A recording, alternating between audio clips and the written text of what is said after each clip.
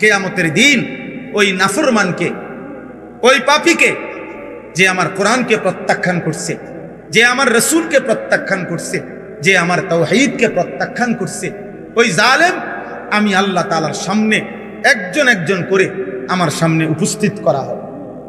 ওয়ায়াকুলুল আশহাদু, আর আমার পক্ষ থেকে নির্ধারণ করা সাক্ষীরা এই নাফরমানের বিরুদ্ধে সাক্ষী দিবে, হা উলা ইল্লাযীনা কাযাবু আলা রাব্বিহিম, আল্লাহ এটাই আপনার সেই বেঈমান বান্দা যে আপনার প্রত্যেক কথা কাযাবু, মিথ্যা মনে করেছে।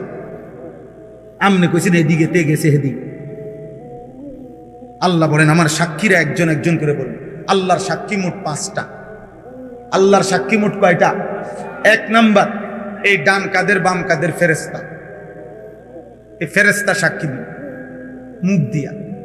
2 নাম্বার, এই লিখিত আমলনামা, ওই যেটা ওনারা লিখছে, মানে ওনারা মুখেও বলবে আবার লেখাও কি ফাইলও শো করবে।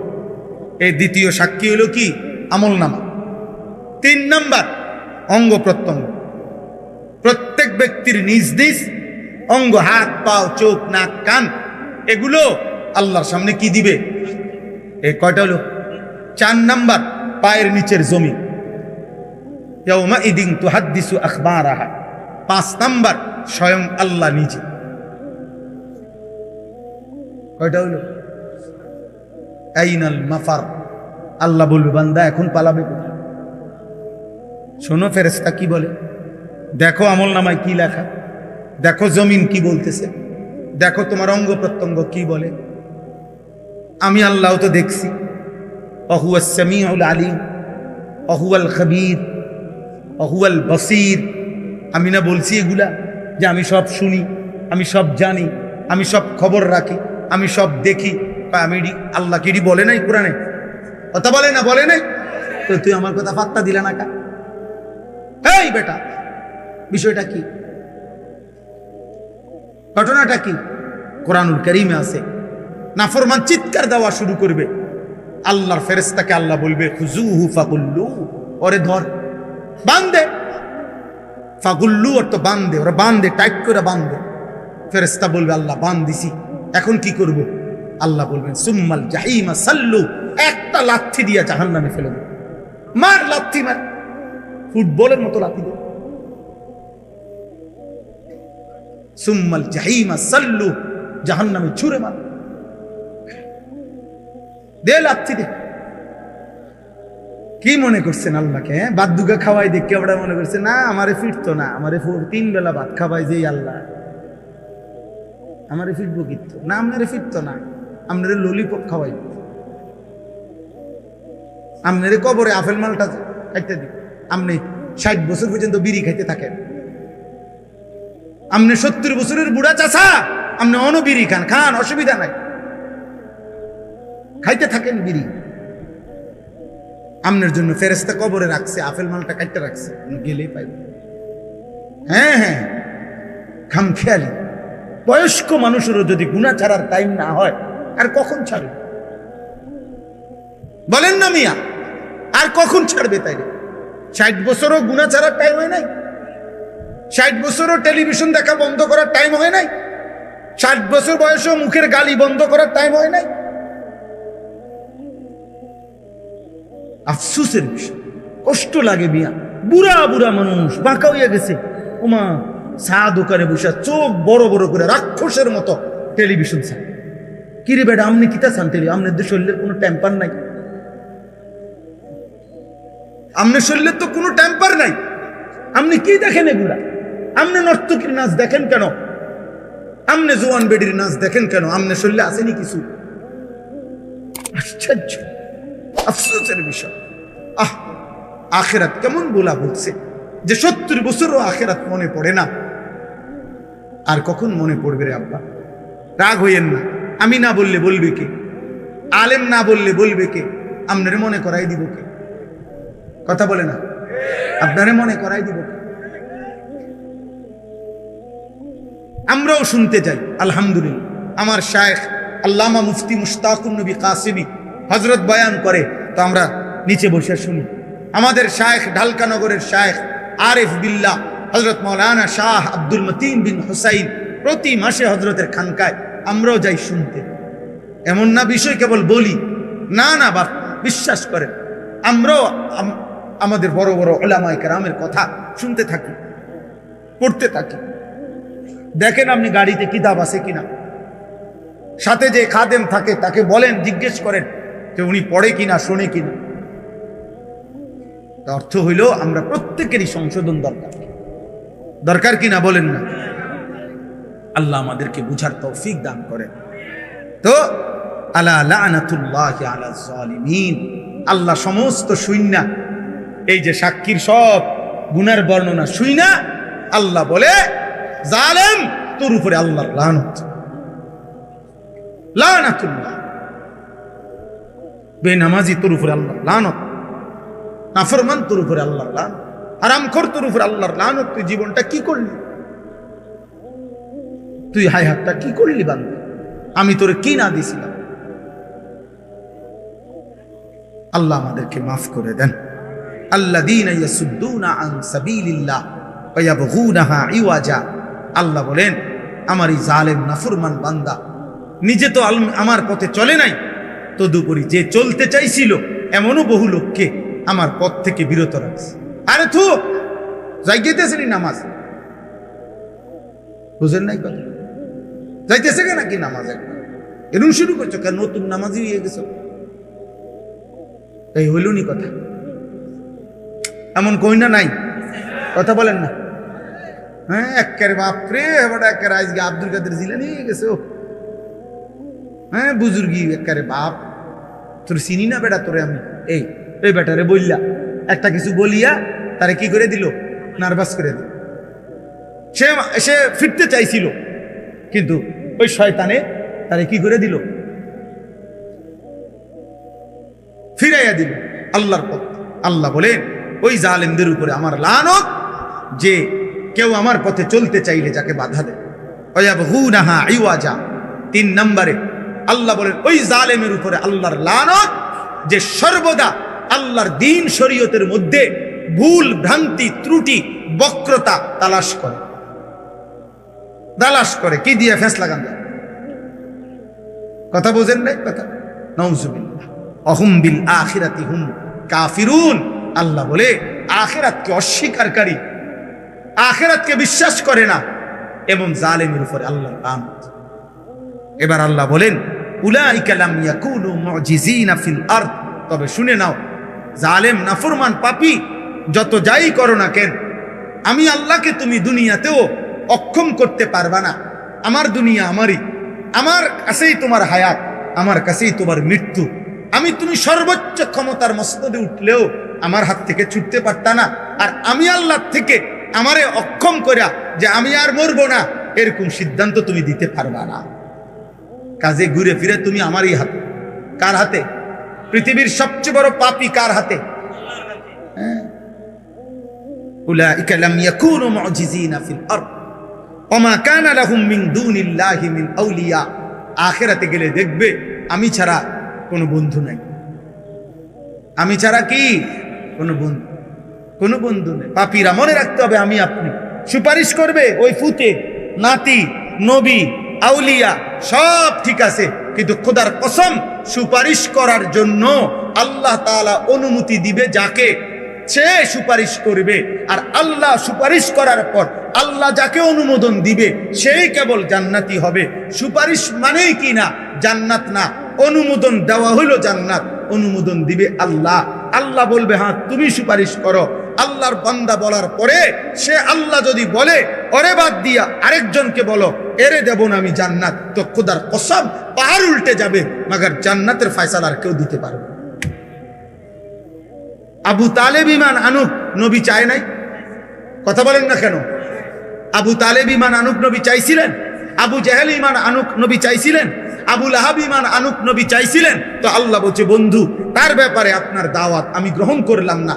আবু বকরেরটা গ্রহণ করলাম, ওমরেরটা গ্রহণ করলাম, উসমানেরটা গ্রহণ করলাম। তো আল্লাহ এও কুরাইশ বংশের, এরটা গ্রহণ করলেন কেন, এরটা গ্রহণ করলেন না কেন? আল্লাহ বলেন ফয়সালা আমার, দাওয়াত আপনার। দাওয়াত দিবেন আপনি, সিদ্ধান্ত দেবে আল্লাহ। ঠিক সুপারিশ করবেন আপনি, সিদ্ধান্ত দিবে কে? কি বুঝা আছেন? নবী সুপারিশ করবে 100 বার, হাফেজ আলেম সুপারিশ করবে 100 বার, পীর আউলিয়া আল্লাহর নেক বান্দা সুপারিশ করবে, ঠিক আছে সব, কিন্তু আপনাকে যে ছাড়বে তার নিশ্চয়তা কি? তার নিশ্চয়তা কি? আল্লাহ আমাদেরকে হেফাজত করে। ওয়াল্লা আনহুম মা কানু ইফতারুন লা জারামা আন্নাহুম ফিল আখিরাতি হুমুল আখসারুন ইন্নাল্লাযীনা আমানু ওয়া আমিলুস সালিহাতি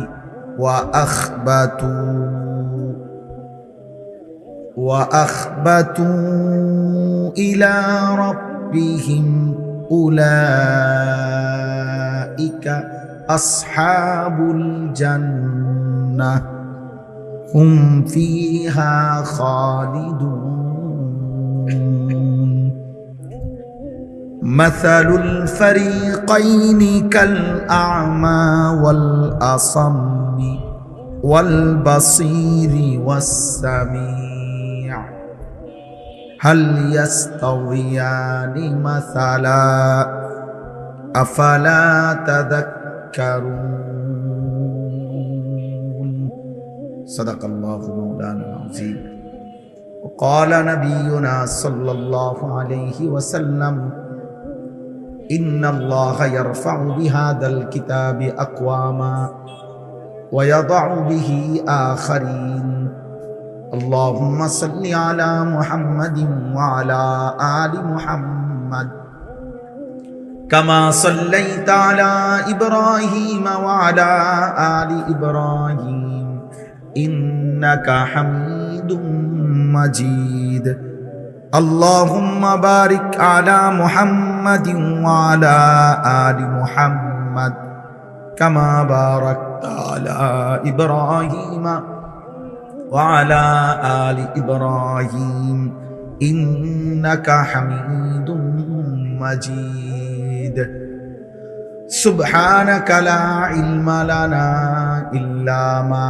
علمتنا إنك أنت العليم الحكيم الحمد لله আল্লাহ পাক রব্বুল ইজ্জত জুল জালাল ওয়াল ইকরামের ফজল করম, রব্বুল আলামিনের ইহসান মেহেরবানি দয়া, আল্লাহ তাআলা আমাদেরকে আজ 18 জুলাই 2026 রোজ শনিবার বিবাড়িয়া জেলা নবীনগর উপজেলাধীন ভোলাচং হাই স্কুল মাঠে আহলুস সুন্নাহ ওয়াল জামাআ পাঠাগারের উদ্যোগে আজকের এই মোতাবারক পঞ্চম বার্ষিক ওয়াজ মাহফিলে আল্লাহ তাআলা আমাদেরকে আসবার বসবার আল্লাহর জন্যই জমা হওয়ার তৌফিক দান করেছেন, আলহামদুলিল্লাহ।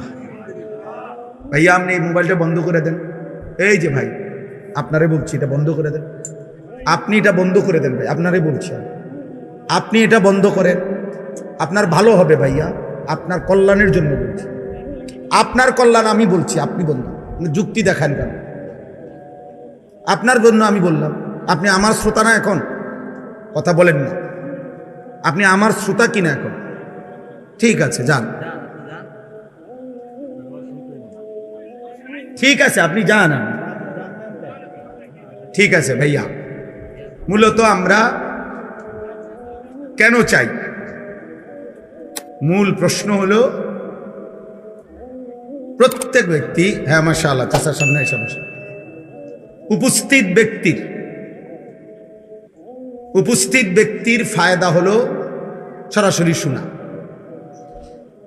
অর্থাৎ ওরা তো প্রফেশনাল, কিন্তু প্রফেশনাল বুঝেন মানে অর্থাৎ এটা তাদের সর্বসময়ের কি কাজ, এবং ওরা স্ট্যান্ড দিয়ে এরপরে বসে।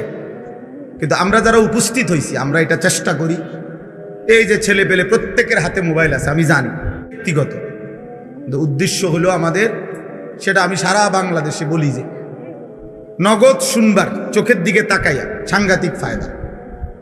মানে আপনি 1 লক্ষ ওয়াজ মোবাইলে শোনা, আলেম যেই হোক, আপনার মসজিদের ইমাম সাহেব হোক, সামনাসামনির দিকে তাকাইয়া শোনার মধ্যে বরকত বেশি। আর মোবাইল হাতে ধরে রাখলে এই মনোযোগ হয় না। এই আমি এখানে পড়ছি, আপনাদের শোনাবো, এখানেও একটা আয়াত আছে। আল্লাহ তাআলা বলছেন কোরআনের একাধিক জায়গা, আল্লাহ তাআলা বলছে 3 জিনিস একত্র করো। 1 কান, 2 চোখ, 3 দিল। এই 3টি যদি একমুখী করতে পারো, এক মন করতে পারো, একাগ্রতা, তো আল্লাহ তাআলা ওয়াদা দিছেন নিশ্চয়ই আমার কোরআনের মধ্যে তার জন্য উপদেশ রয়েছে। ইন্না ফী যালিকা লাযিকরা লিমান কানা লাহু কলবুন আও আলকাস সামআ ওয়া হুয়া শাহীদ। আল্লাহ তাআলা বলে নিশ্চয়ই এই কোরআনের মধ্যে উপদেশ রয়েছে যার দিল আছে, কান আছে এবং সচক্ষে উপস্থিত আছে। তাহলে কি বোঝা গেল? এই 3 অঙ্গ যখন কেউ একসাথ করে শুনে, তাইলে তার হৃদয়ে কথা পৌঁছে, তার অন্তরে কথা বোঝে। মানুষ একদিনে পরিবর্তন হয় না, একদিনে কেউ পরিবর্তন হবে না, কিন্তু আল্লাহর কুদরতে, আল্লাহর দয়ায় ঠিক কখন কার পরিবর্তন আমরা কেউ জানি না। এই জন্য ধারাবাহিক মনোযোগ থাকলে আল্লাহর যখন দয়া হয়, মায়া হয়, তো আল্লাহ তাআলা জিন্দেগি বদলায়, জীবন বদলায় দেয়। এতে ফায়দা হয়, এতে উপকার হয়। তাইলে কোরআনুল কারীমের মধ্যে আছে, আল্লাহ তাআলা বলেন ওয়া ইযা কুরিআল কুরআনু ফাসতামিউ লাহু ওয়া আনসিতু লাআল্লাকুম তুরহামুন। যখন কোরআন পড়া হয়, আল্লাহ তাআলা বলেন তোমরা মনোযোগ দিয়ে শোনো এবং চুপ থাকো, মনোযোগ দিয়ে শোনো এবং চুপ থাকো, লাআল্লাকুম তুরহামুন। আল্লাহর ওয়াদা এটা, যখন তোমরা মনোযোগ দিয়ে শুনবা, চুপ থাকবা, অবশ্যই তোমাদের উপরে রহমত বর্ষিত হবে। সুবহানাল্লাহ। রহমত বর্ষিত হবে মানে কি?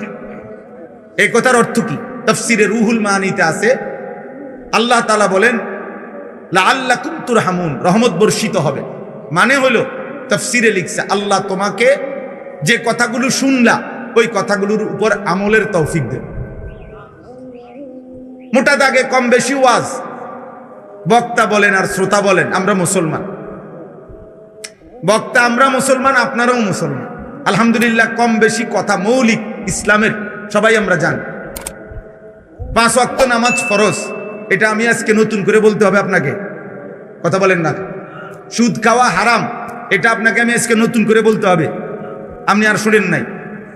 তাইলে মোটা দাগের শরীয়তের বিধান, হালাল হারাম, মৌলিক বিধানগুলো, সূক্ষ্মগুলো ওলামায়ে কেরাম জানে, কিন্তু মোটা বিধানগুলো সবাই জানে। তাইলে সবাই আমরা কম বেশি জানি, কিন্তু এই ওয়াজের মাকসাদ কি, ওয়াজের অর্থ কি? তাই প্রত্যেক জুমার নামাজে বয়ানের প্রয়োজন কি? তাই আপনারা তো একবার কইয়াই দিছি নামাজ 5 ওয়াক্ত ফরজ, আর বলার দরকার কি? আল্লাহ তাআলা কোরআনুল কারীমের মধ্যে বলছেন, হে নবী আপনি আমার কথা বারবার বলেন, বারবার বলেন, বারবার বলেন, বারবার বলেন, বারবার বলেন। কেন? ফাইন্নাদ যিকরা তানফাউল মুমিনিন, প্রত্যেকবারের বলার দ্বারা মুমিনের উপকার হবে। কতকাল শুনে নাই, আজ শুনবে, আজ শুনে নাই, কাল শুনবে। 10 বছর ফিরাই দিছে আল্লাহর কথা, হতে পারে মালিক চাইলে 10 বছর পরে আল্লাহর দিকে ফিরে আসবে। হাদিসে আপনি রাসূলুল্লাহ সাল্লাল্লাহু আলাইহি সাল্লামের জামানায় নবীজি মক্কায়, এমনও ব্যক্তি ছিল মক্কাতেই কালেমার দাওয়াত দিছেন। কেউ প্রথম দিনে কালেমা পড়ছে, কেউ 21 বছর পরে কালেমা পড়ছে। আবু সুফিয়ান রাদিয়াল্লাহু তাআলা আনহু, নবীজির চাচা আবু সুফিয়ান, তিনি মক্কার 13 বছর নবীজির সামনেই ছিলেন এবং নবী সাল্লাল্লাহু আলাইহি সাল্লাম উনাকে প্রতিদিনই নিয়মিত কালেমার দাওয়াত দিয়েছেন। কিন্তু উনি 13টি বছরে মক্কায় কালেমা গ্রহণ করেন। মদিনায় নবী সাল্লাল্লাহু আলাইহি সাল্লাম হিজরত করে গেছেন। বদরের যুদ্ধে উনি নবীজির বিরুদ্ধে ছিলেন, উহুদের যুদ্ধে উনি নবীজির বিরুদ্ধে ছিলেন, খন্দকের যুদ্ধে উনি নবীজির বিরুদ্ধে ছিলেন। 8ম হিজরিতে মদিনায় হিজরত করে নবী সাল্লাল্লাহু আলাইহি সাল্লাম যাওয়ার 8 বছরের মাথায়, এই আগের 13 আর এখন হলো কত 8, কত হইল? এই 21 বছর পরে মক্কা বিজয়ের রাতে এই আবু সুফিয়ান রাদিয়াল্লাহু তাআলা আনহু তিনি কালেমা পড়ে মুসলমান হয়েছেন। কিন্তু নবীজি দাওয়াত দিছে কত বছর আগ থেকে? 21 বছর আগ থেকে। বলতে থাকছে বলতে থাকছে, কিন্তু কালেমা পড়ছে কত বছর পরে? 21। হাদিসে স্পষ্ট আছে ওমরের জামানায়, হযরত উসমানের জামানায়, মানে নবী সাল্লাল্লাহু আলাইহি সাল্লামের ইন্তেকালের পরে 2.5 বছর খলিফা ছিলেন মুসলমানদের আবু বকর সিদ্দিক রাদিয়াল্লাহু তাআলা আনহু। 10.5 বছর মুসলমানদের খলিফা ছিলেন হযরত ওমর রাদিয়াল্লাহু তাআলা আনহু। এই 10.5 বছরে ওমর রাদিয়াল্লাহু তাআলা নূর জামানায়ও এমন অনেক লোক কালেমা পড়ছে যাদেরকে দাওয়াত দেওয়া শুরু করছিলেন নবীজি। বুঝেন না এই কথাটা? দাওয়াতটা দিছিল কে? কিন্তু ঈমান আনছে কখন? নবী সাল্লাল্লাহু আলাইহি সাল্লামের ইন্তেকালেরও আরো 8 বছর পর, আরো 10 বছর পর। তাহলে নবীজির 23 বছরের হায়াত, পরে আরো 8 বছর, তাহলে 31 বছর, পরে আরো 10 বছর, তাহলে 33 বছর পরে কালেমা পড়ছে। বৃদ্ধ লোক বলছে, ওমর, আমি মুহাম্মদের কাছ থেকেই দাওয়াত পাইছিলাম, কিন্তু আমি শুনতেছিলাম, দেখতেছি মুহাম্মদের সমস্ত ভবিষ্যৎবাণীগুলো দুনিয়ার মুসলমানদের বিজয়ের। ও ভাই, মোবাইল এটা নামান। তো সবগুলো বিজয়ের, সবগুলো ঘটনা একটা একটা করে বাস্তবে ফলছে। এই বৃদ্ধ লোক আইসা ওমরকে বলছে, ওমর, মুহাম্মদ সাল্লাল্লাহু আলাইহি সাল্লাম, মুহাম্মদের সব কথা আমি আমার হায়াতে দেখলাম একটা একটা করে ফলে গেল, হয়ে গেল। তাহলে আমার এখন বিশ্বাস হয়েছে ওই আখিরাত পরকাল সম্পর্কে যে কথাগুলো বলে এগুলো হইব। কারণ এটি যেহেতু হয়েছে, সব যেমনে কইছে এমনে বুঝা গেছে মৃত্যু এবং পরকাল সম্পর্কে মুহাম্মদ যা বলতেছিল এগুলোও হবে। অতএব আমি কালেমা পড়ে মুসলমান হইতেছি। তাহলে দাওয়াত দিছিল কে? নবী সাল্লাল্লাহু আলাইহি সাল্লাম। কালেমা পড়ছেন কখন? ওমরের জামানায়। এই জন্য কোনো ওয়াইজ আমরা হতাশ হই না। আমারও যদি আপনি এখন বলেন, আমি আজকে 22 বছর আলহামদুলিল্লাহ আল্লাহর দয়ায়, এই অল্প বেশি ওয়াজের বয়স 22 বছর, এখন আমারে আপনি যদি বলেন আমি 22 বছরে কয়জন হেদায়েত হয়েছে, তো এটা নিয়ে আমার দায়িত্ব। এই কয়জন হয়েছে নাম লিস্টি করা আমার দায়িত্ব। কয়জন বদলাইছে না প্রত্যাখ্যান করছে এটা আমার জিম্মাদারি না? এটা আমার জিম্মাদারি। আমার জিম্মাদারি বলা, বারবার বলা, বলতে থাকা, বলতে থাকা, বলতে থাকা। এটাই আল্লাহর আদেশ, এটাই নবীগণের প্রতি আল্লাহ তাআলার আদেশ, এটাই আমাদের নবী সাল্লাল্লাহু আলাইহি সাল্লামের প্রতি আল্লাহর আদেশ, এটাই উম্মতে মুহাম্মদীর উপরে আল্লাহর আদেশ।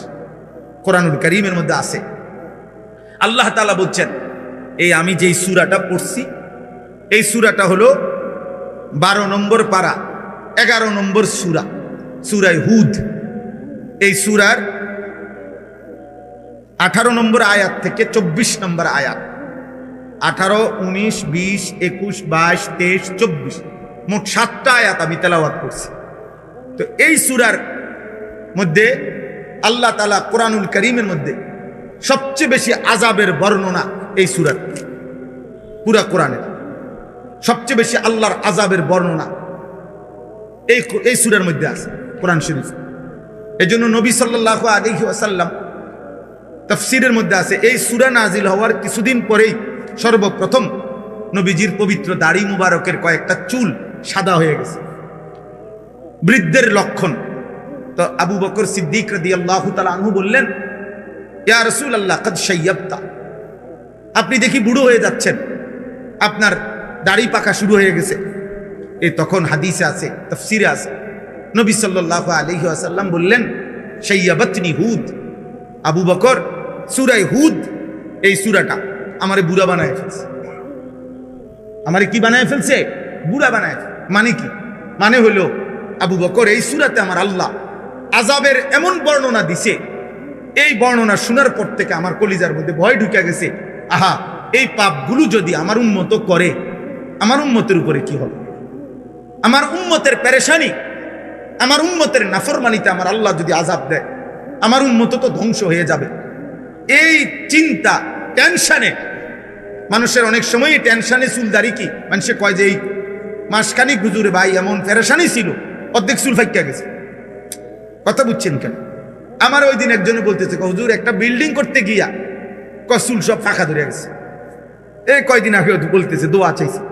একটা বিল্ডিং এর কয় মিস্ত্রির লগে যুদ্ধ করতে করতে এমনি কইলে হেমনে, হেমনে কইলে এমনি, স্বাভাবিক। কয় যে একের চুল পাকিয়া গেছে।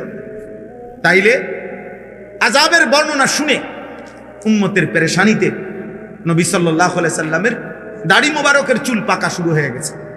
তো এখানে একটা কথা আছে, এখানে মোট 5টি জাতি আল্লাহর আযাবে আল্লাহ ধ্বংস করে দিছে পূর্ববর্তী নবীদের আমলে। এই ঘটনাগুলো 5টা জাতির ঘটনা পর পর এই এক সূরাতে ধারাবাহিকভাবে আল্লাহ উল্লেখ করছে। 5টি জাতি, 5 জন নবীর কওম।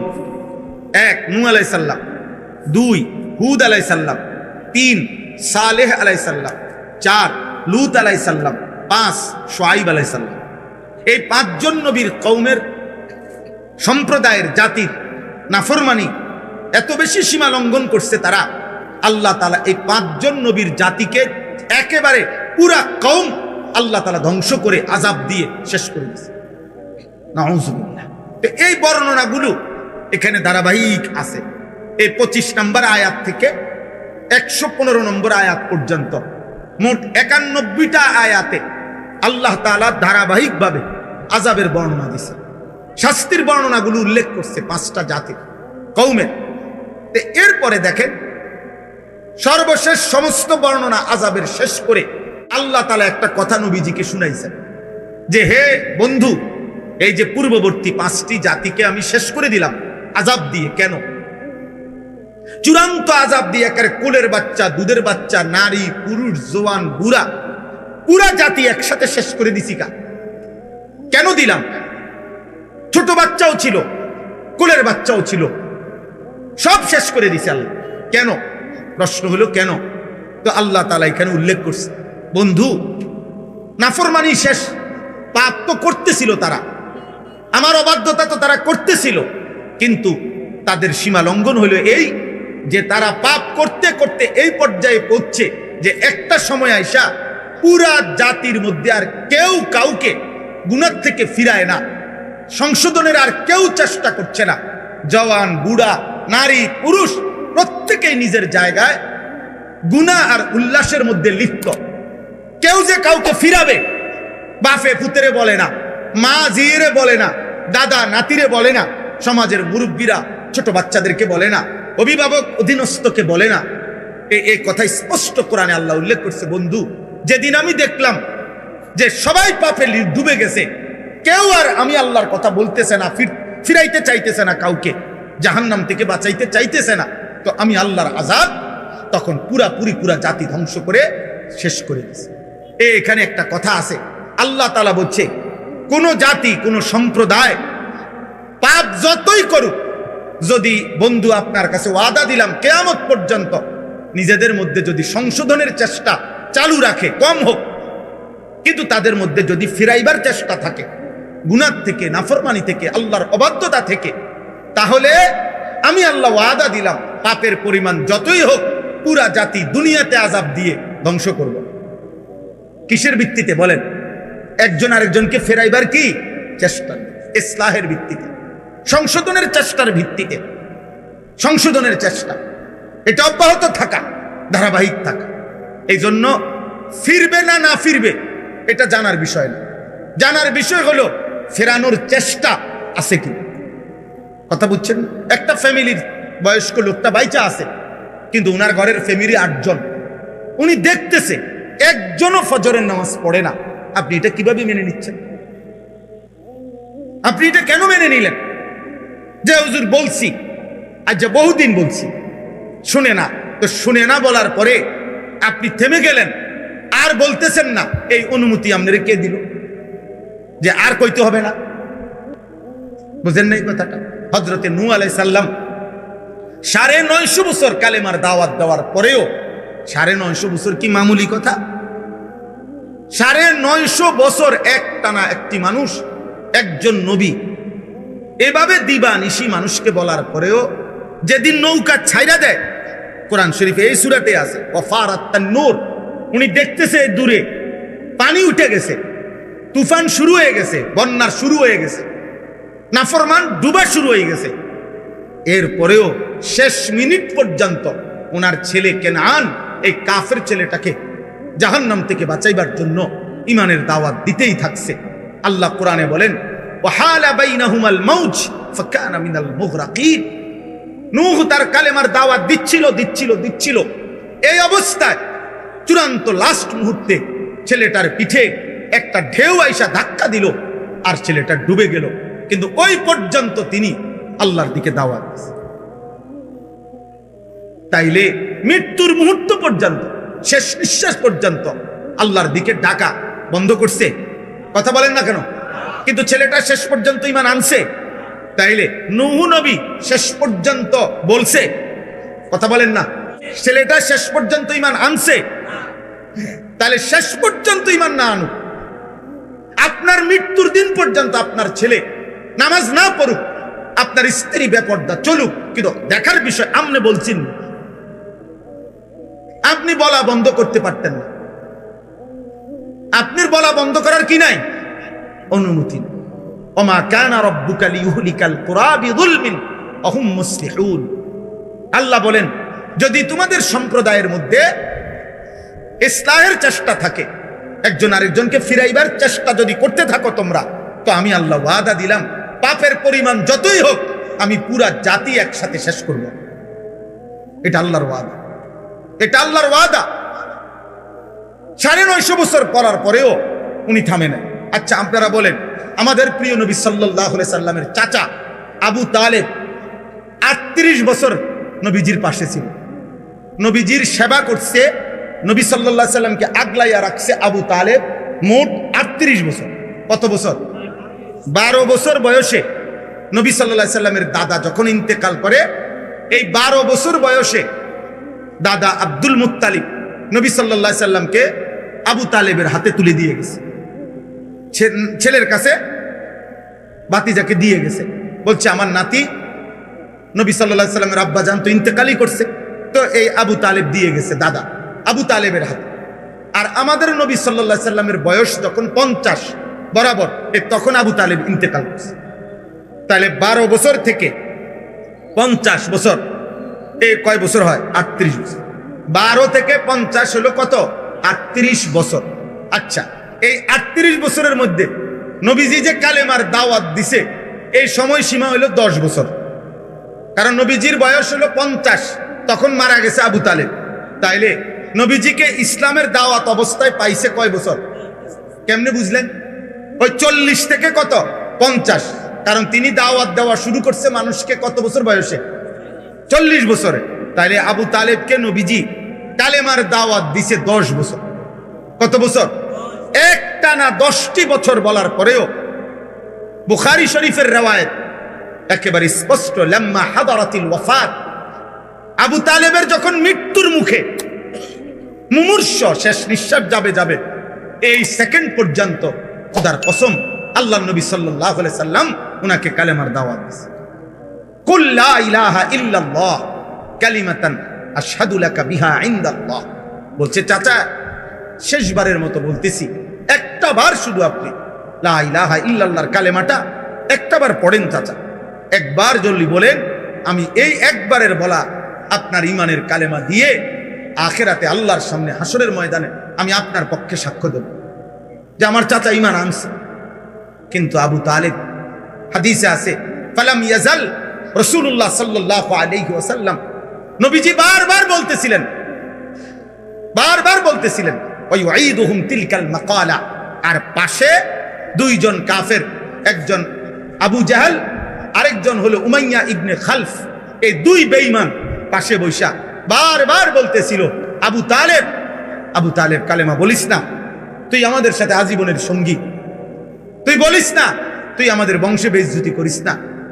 এইভাবে একদিকে এই দুই বেঈমান নিষেধ করতেছে, এদিকে নবী সাল্লাল্লাহু আলাইহি সাল্লাম শেষ নিঃশ্বাস পর্যন্ত বলছে। এখন আমায় আপনি এখানে বলেন, আপনারাই বলেন, আবু তালেব কালেমা পড়ছে? নবী সাল্লাল্লাহু আলাইহি সাল্লাম শেষ মুহূর্ত পর্যন্ত বলছে? আবু তালেব শেষ মুহূর্ত পর্যন্ত গ্রহণ করছে? এই কথা। তাহলে আপনার থামার অনুমতি কেমন? বলে বুঝেন নাই আমার কথাটা? আপনি হুজুর আমার বউরে আমি পর্দা করতে মনে 2 বছর কইছি, মনে 5 বছর কইছি। আচ্ছা বুঝলাম 5 বছর বলছেন, কিন্তু এরপরে থেমে গেলেন আর কইতেছেন না, এটার অনুমতি দিল কে? আমার ফুলাডারে হুজুর আমি মনে 50,000 বার বলছি নামাজ পড়তে, হুজুর পড়ে না, আচ্ছা ধরে নিলাম 50,000 বারই বলছেন, কিন্তু 50,000 বারের পরে আর বলতে হবে না, এই ফয়সালা নিলেন কেমন? বুঝেন নাই কথাটা? এই সিদ্ধান্ত নিলেন কিভাবে? আমি কই কোরআন সুন্নাহর মধ্যে তো আপনার জন্য এমন কোনো অনুমতি নাই যে তুমি 10 বার বলিয়া 10 বছর বলার পরে আর বলতে হবে না, 11 বছর বলার পরে আর বলতে হবে না, 1 লক্ষ বার বলিয়া সারলে এরপরে আর বলবা না, এমন অনুমতি আছে? তো নবী সাল্লাল্লাহু আলাইহি ওয়াসাল্লাম হযরতে জিবরাইল সামনে দাঁড়িয়ে, মালাকুল মউত আজরাইল সামনে দাঁড়িয়ে, এই দুইজন ফেরেশতা শেষ মুহূর্তে আল্লাহর নবী সাল্লাল্লাহু আলাইহি সাল্লাম যখন রূহু মুবারক জান কবজ করবে, এই সময় আম্মা জান আয়েশা নবীর স্ত্রীর বুকে মাথা রাখা অবস্থায় নবীজি ছিলেন। এই সময় নবী সাল্লাল্লাহু আলাইহি সাল্লামের রূহ মুবারক কবজ করছে। তো এই সময় নবীজি বললেন, আয়েশা আমি চলে যাচ্ছি আমার আল্লাহর কাছে, তবে যাওয়ার মুহূর্তে আমার উম্মতের জন্য আমার আখিরি ওসিয়ত আমি তোমার মাধ্যমে বলে গেলাম, আসসালাত আসসালাত আসসালাত। আমার উম্মতকে শেষবারের মতো বইল যে তোমাদের নবী শেষবারের মতো বলে গেছে, নামাজ নামাজ নামাজ। তাহলে নবী সাল্লাল্লাহু আলাইহি ওয়াসাল্লাম উম্মতকে বলা বন্ধ করে দিছে কোন দিন? ইন্তেকালের 3 মাস আগে। কথাটা থেমে গেছে তিনি। তাহলে আপনি থামলেন কেন? আপনি কেমনে বললেন এই অজাতে আর মানুষ হইতো না? আপনি বলেন, আপনি কেমনে বুঝে ফেললেন যে এই সমাজের ছেলেরা বদলাবে না? আপনি কেমনে বুঝলেন? এই পৃথিবীতে 100 খুনের আসামি, 100 খুনের ডাকাত, সে আল্লাহর ওলি হয় নাই? এই পৃথিবীতে বেশ্যা নারী, সে আল্লাহর ওলি হয় নাই? তো আপনার ফুটকি এত খারাপ হয়ে গেছে? ভাইকে 100 মার্ডার করে ফেলছে, বলেন 24 ঘন্টা মদের আড্ডায় থাকতো। মদের আড্ডায় এমন আল্লাহর বান্দা, আল্লাহর প্রিয় বান্দা এমনও ছিল, কিতাবে আছে, শুধুমাত্র জীবনে একদিন চলার পথে এই মদ খাওয়া মাতাল অবস্থায় একটি পাতার মধ্যে, কাগজের মধ্যে বিসমিল্লাহির রহমানির রহিম লেখা একটা কাগজের টুকরা পড়েছিল। ওই সময় এটা তুলে নিয়া, এটারে পরিষ্কার করে মুছা ঘরের উঁচু জায়গার মধ্যে নিয়ে রাখছে, একটা হেফাজত করছে এই কাগজটা। আল্লাহ তাআলা এই বরকতে ওনার তওবা নসিব করে ওনারে জামানার আউলিয়া বানায় ফেলছে।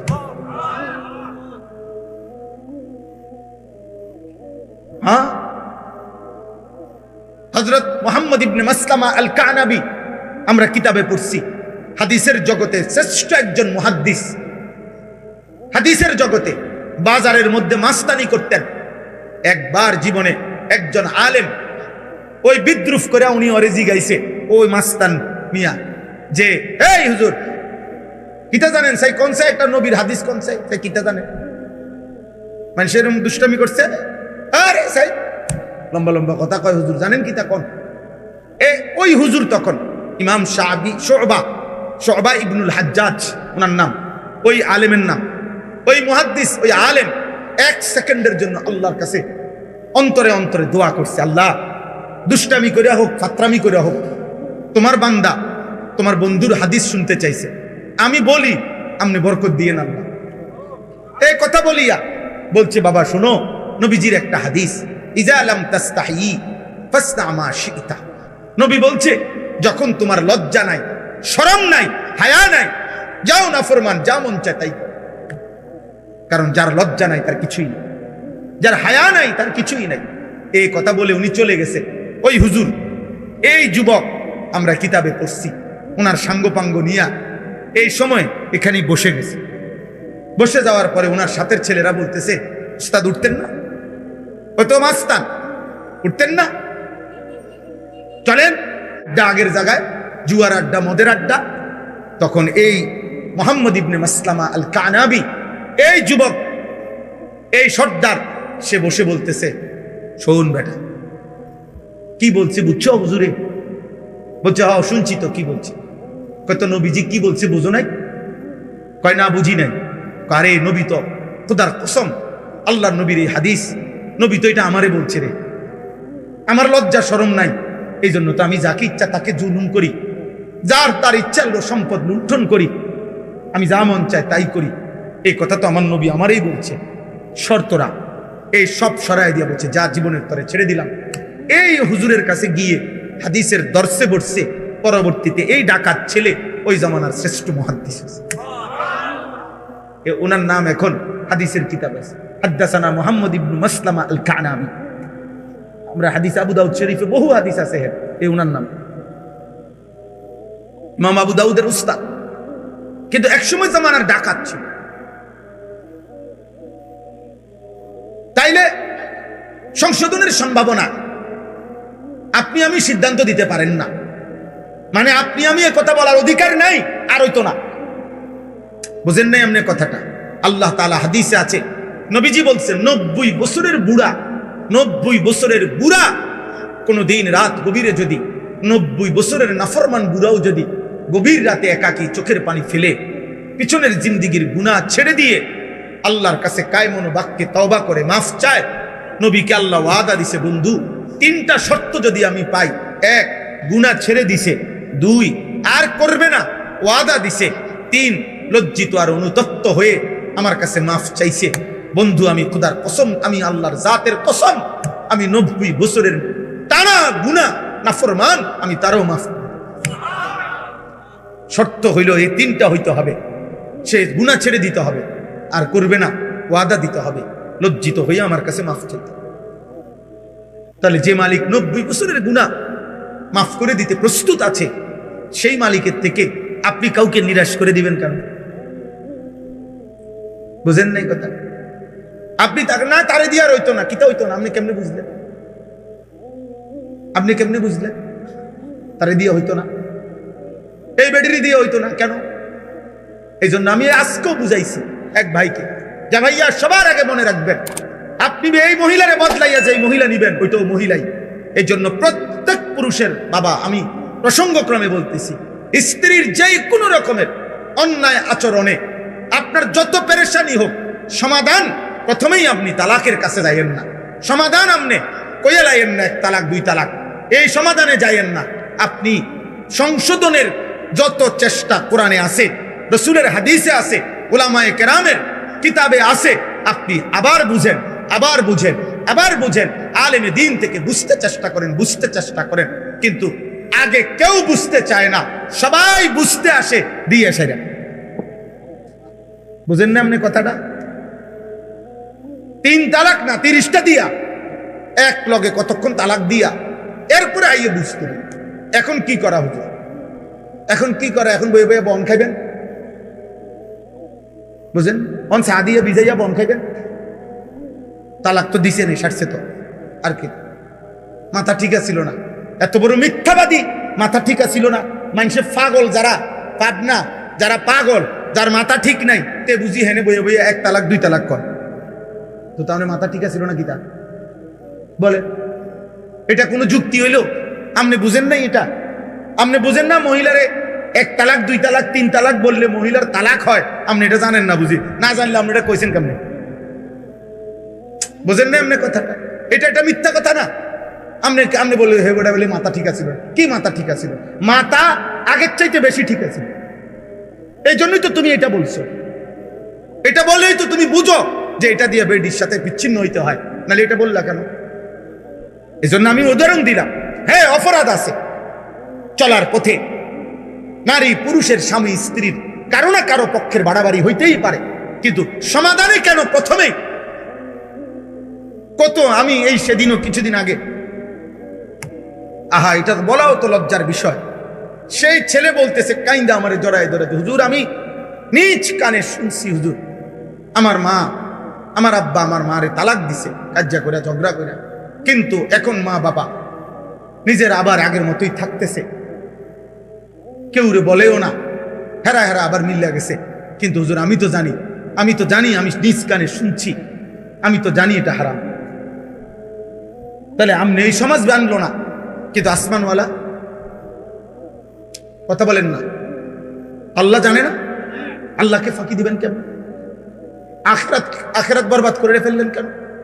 বলার আগে ভাবলেন না কেন?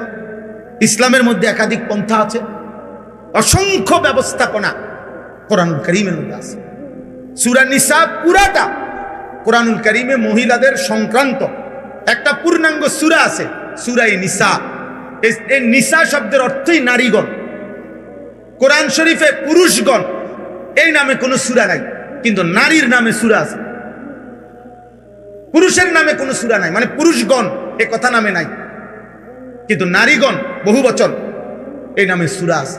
এই সূরার মধ্যে আল্লাহ তাআলা একাধিক ব্যবস্থাপনা, স্বামী স্ত্রীর দ্বন্দ্ব হইলে, ঝগড়াঝাটি হইলে কি করা উচিত এর ব্যাপারে অসংখ্য দিক নির্দেশনা আল্লাহ তাআলা উল্লেখ করছেন। আপনি তো দিনই মানেন না, আপনি তো মনে করছেন বন, বিড়ি, সিগারেট, চা দোকান আর উপার্জন, বাজার করবো আমি, দোয়ানদারি করবো আমি, পয়সা কামামু আমি, আর তুই বেড়ি আমার কথা মতোই চলতে হবে, আমি যেটা কই দেয়।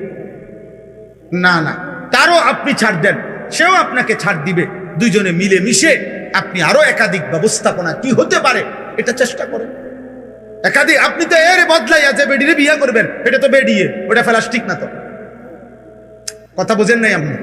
আরেকজন যে বিয়ে করবেন সেটা মহিলা না, কথা বলে না, ওইটা মহিলা কিনা? তো এই আচরণ যে ওই মহিলার মধ্যে হবে না, অথবা তার মধ্যে আরো বেশি পরিমাণে হবে, আপনি তখন কি করবেন? আপনি কয়টা বদলাবেন? কয়জন বদলাইবেন? বলে এটা বললে কইবেন যে হ্যাঁ হুজুরে মহিলা করলে পক্ষে বেশি কইছে। না না, বেশি বলা উদ্দেশ্য, আমি বুঝাইতে চাচ্ছি, আমরা বুঝাইতে চাচ্ছি যে সংশোধনের চেষ্টা, সংশোধনের কি চেষ্টা, এটা ইসলামী শরীয়তের আল্লাহর বিধান। আল্লাহর বিধান, আল্লাহর বিধান, আল্লাহর বিধান। কোন মুসলিম বাবা মার প্রথম দায়িত্ব খোদার কসম, সন্তান পরিবারের ঈমান আমল। আপনাদেরকে ঘটনা শোনাই কিতাবের, আমার কাছে আরবি কিতাব আছে। হযরত উমর রাদিয়াল্লাহু তাআলা আনহুর জামানায়, উমর রাদিয়াল্লাহু তাআলা আনহু যখন খলিফা, তো এক বাবা উমর রাদিয়াল্লাহু তাআলা আনহুর কাছে আইসা বলছে, আমার সন্তান আমার খেদমত করে না, আমার হক আদায় করে না, আপনার কাছে বিচার চাচ্ছি। উমর রাদিয়াল্লাহু তাআলা আনহু উনার ছেলেকে ডাকছেন, ডাইকা বলছেন, তুমি তোমার বাবার হক আদায় করছো না কেন? বাবারে কষ্ট দিচ্ছ কেন? উত্তর দাও। এই তখন ছেলে, হাদিসে আছে, ওই ছেলেটা উমর রাদিয়াল্লাহু তাআলা আনহুকে প্রশ্ন করছে, আমিরুল মুমিনিন, আপনি আপনি বলেন, আমার বাপে আমার কাছে যেমন, আমার উপরে যেমন হক আছে, আমার কোনো হক আমার বাপের উপরে ছিল কিনা, আমার কোনো প্রাপ্য আসেনি আমার বাপের নিকট, সেটা কি বলেন? হাদিসে স্পষ্ট আছে। হযরত ওমর বলছে, হ্যাঁ, তুমি আর তোমারও 3টা হক আছে তোমার বাবার নিকটে, তোমার বাবার যেরকম হক আছে তোমার নিকটে, তোমারও 3টা হক আছে তোমার বাবার নিকটে। তো ওই ছেলেটা বলল, সেগুলা কি বলে? 1 নম্বরে উমর রাদিয়াল্লাহু আনহু বললেন, আইয়ান তাকিয়া উম্মাহু, তোমার বাবার প্রথম দায়িত্ব হলো একজন পুরুষ হিসাবে, একজন প্রথম ভবিষ্যতে সন্তান হবে বিবাহের মাধ্যমে, এই জন্য একজন পুরুষের প্রথম দায়িত্ব একজন পবিত্র, নেককার, চরিত্রবান স্ত্রী নির্বাচন করা, তালাশ করা, এটা প্রথম হক। যে ব্যক্তির স্ত্রী অসৎ চরিত্রহীন, বেপর্দা, বেহায়া নারী যে বিবাহ করছে, তুমি যদি সন্তান হয়, তোমার তো খোদার কসম তুমি তোমার সন্তানের হক নষ্ট করবে।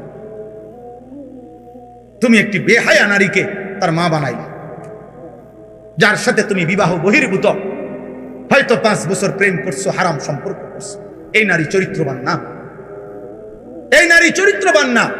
এ তোমার জীবনও বরবাদ করবে, তোমার আগত সন্তানের জিন্দেগিও বরবাদ।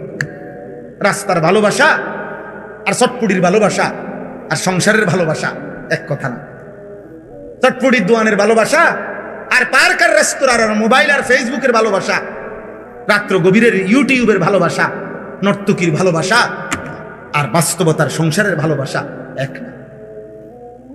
সিনেমার নর্তকীর হাসি আর প্রেমের সুন্দর সুন্দর কথা, ওই বেডি তো 3 মাসেও একদিন কোনো কাম কাজ করে না, আর তোমার ঘরের স্ত্রী তো সকালবেলার ভোর থেকে নিয়ে রাত 10টা পর্যন্ত, মহিলা তো সংসারের হাজারো কাজ আঞ্জাম। তারে ওই বেডির লোকে তুলনা করলে হবে না, তাকে তার অবস্থার সাথে তুলনা করে তার জিন্দিগির সাথে মিলাইতে হবে। তাহলে 1 নম্বরে একটি পবিত্র মা নির্বাচন করা, স্ত্রী নির্বাচন করা সন্তানের হক। কে বললেন? কথা বলে না, কে বলছিলেন? 2, আইয়ুহসিনা ইসমাহু, তোমার একটি সুন্দর নাম নির্বাচন করা, একটি সুন্দর নাম রাখা সন্তানের হক। বাবার নিকট। 3 নাম্বার আইয়ুআল্লিমাহুল কোরআন। হযরত ওমর বলছেন তোমার 3 নাম্বার হক সন্তানের তার বাবার নিকট তাকে আল্লাহর কোরআন শিক্ষা দাও। আল্লাহর কোরআন শিক্ষা দেওয়া, দ্বীন শিক্ষা দেওয়া। বিশ্বাস করেন ওই ছেলেটা, ওই যুবক তখন বলছে আমিরুল মুমিনিন, মহান আল্লাহকে সাক্ষী রেখে আমার আব্বাকে বলেন উনি আমার এই 3 হক আদায় করছেন। উনি বলেন আমি সব জানি আমিরুল মুমিনিন, আমার মা কেমন ছিল ওনারে বলতে বলেন, আমার এটা কি নাম রাখছে আমার নামের অর্থ বলতে বলেন, আর আমার আল্লাহর কোরআন কোনদিন দ্বীন শিখতে বলছে কিনা জিজ্ঞেস করেন। হযরত ওমর জিজ্ঞেস করছে বাবা তুমি উত্তর দাও। ওই বাবা মাথা নোয়ায় ফেলছে। স্পষ্ট কিতাবে আছে হযরত ওমর তখন ধমক দিয়ে বললেন তুমি যেমন তোমার সন্তানের হক নষ্ট করেছ তো অপেক্ষা করো, কাজেই তোমার সন্তান তোমার হক নষ্ট করছে। টিট ফর টিট, ইট মারলে পাক্কেল খেতে হয়। কামা তাদিনু তুদান, যেমন কর্ম তেমন। এটা জরুরি। আমি তো এই জন্য ছেলেদেরকে সবসময় বলি আব্বা তোমার আজকের এই মোবাইল, আজকের এই নারীর আসক্তি, আজকে তোমরা যারা নওজোয়ান ছেলে দিবানিশি মোবাইল চালাও, নারী দেখো, ছবি দেখো, অশ্লীল দৃশ্য দেখো, নামাজ নাই, সেজদা নাই, পাক নাফাক নাই, পবিত্রতার ধার ধারণা।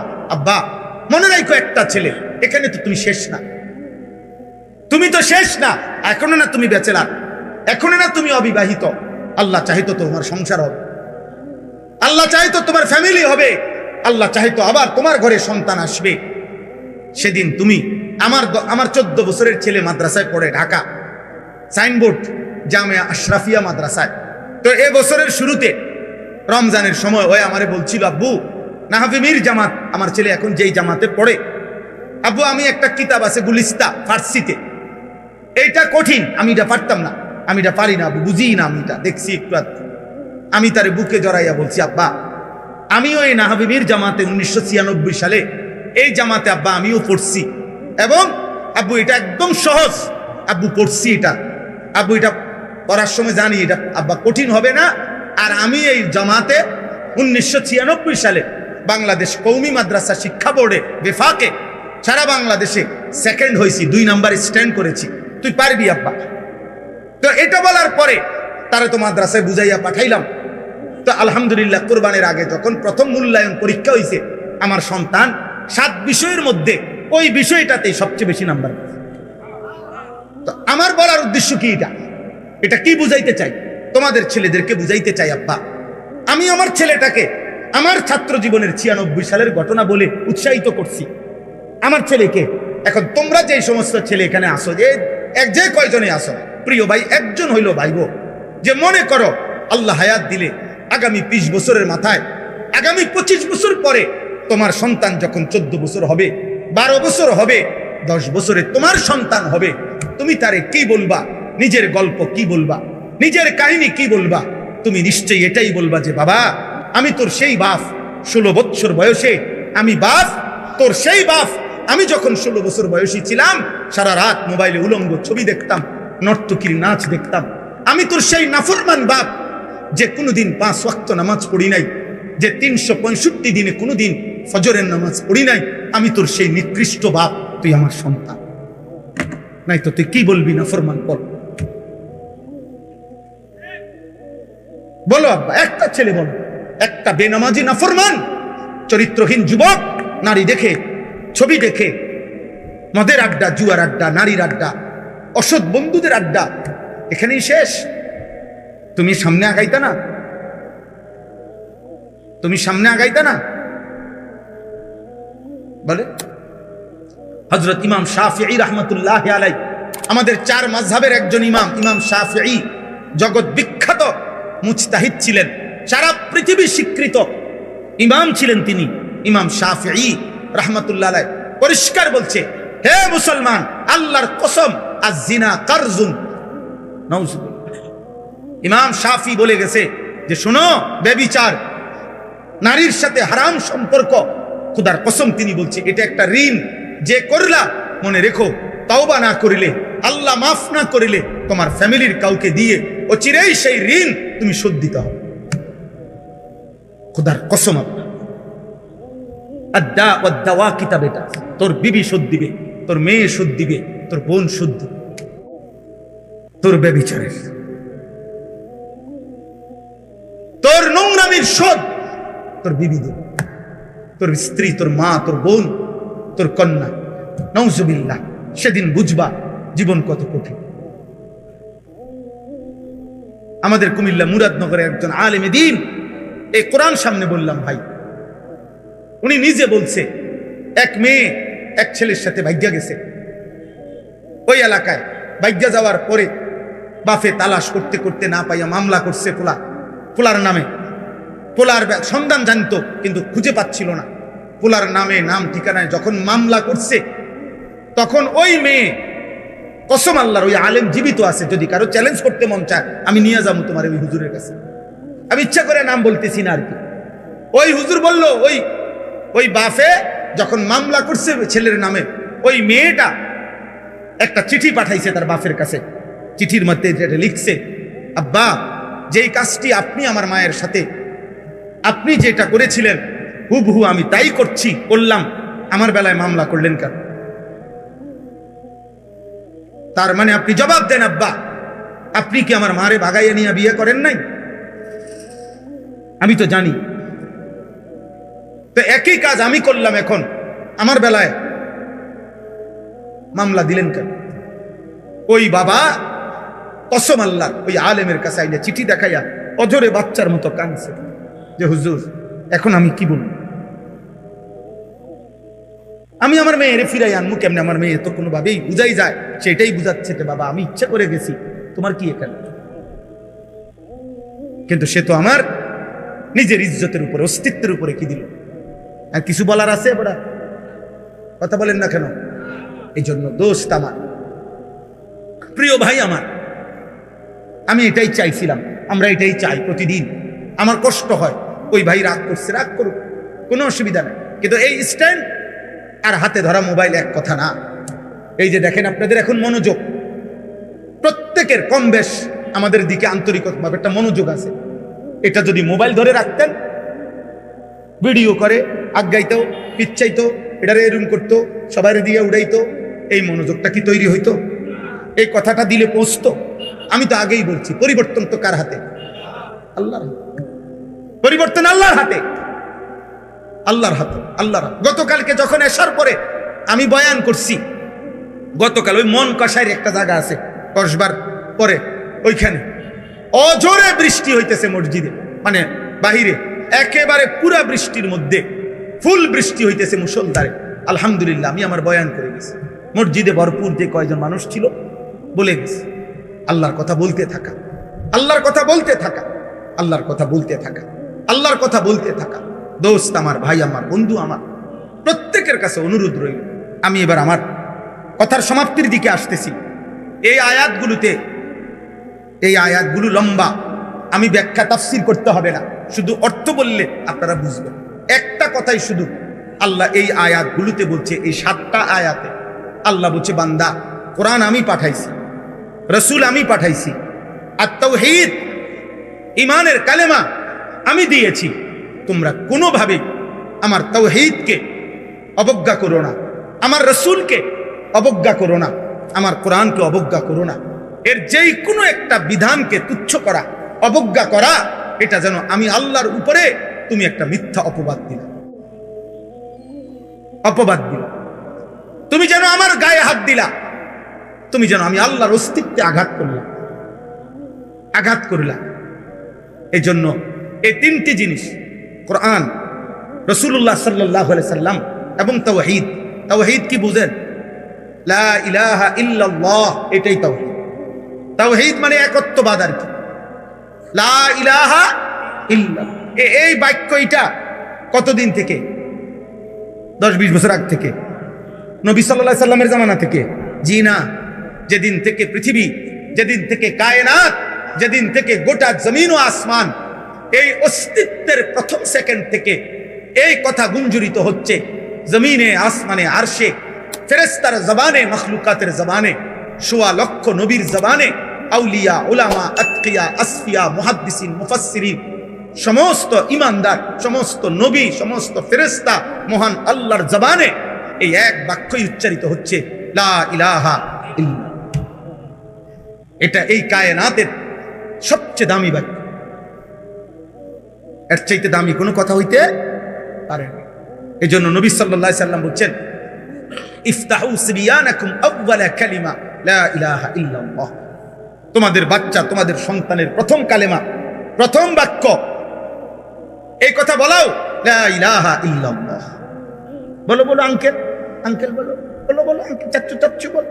আশ্চর্য, আঙ্কেল সি আঙ্কেলিটা বুঝি এতবার মস্ক করান লাগে, বুঝছেন না?